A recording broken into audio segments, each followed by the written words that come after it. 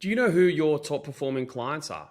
The ones who you love working with, who you make the most money from, and overall is just a great experience? The most common two problems I see when I take on a new client and we're trying to work out how to drive profits in their business is for their clients or for their customers. They're either undercharging them or they're overservicing them. Now, that sounds like a really simple solution, but how you unwind that and actually improve it is obviously where the secret sauce is and where that's what we really focus on. But those are the two most common areas. We're either not factoring in a high enough charge out rate. So we're just, when whoever's building the quotes is not really factoring in the cost of the team and actually how long it's taking. So the charge out rate is not high enough. And then they're timesing it by an hourly estimate. And that's the price we're charging. So that's not high enough.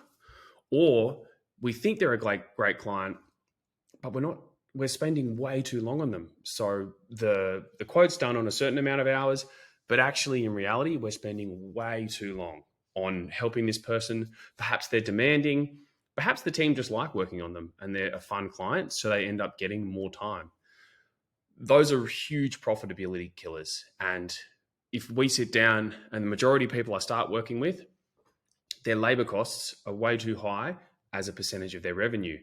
And the question obviously becomes, how do we improve that? How do we drive better profits, higher prices, more revenue, whilst keeping the same team or a stable team or not growing as quickly as the revenue?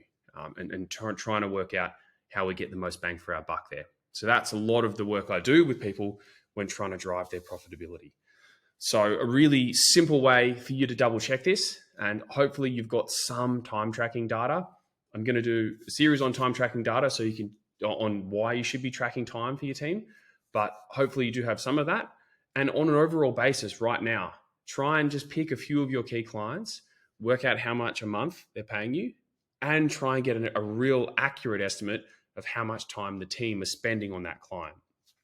Divide one by the other, total revenue coming in, number of hours that everybody is spending on it.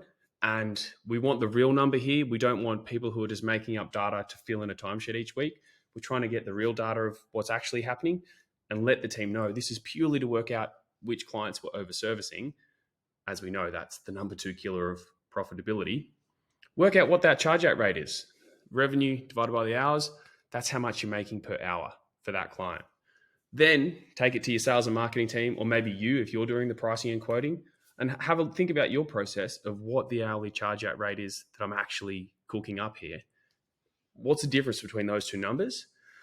And then dig into it in terms of, do we need to increase the price? Why are we spending too long? Did the team need training? There's a whole can of worms in terms of how to improve that.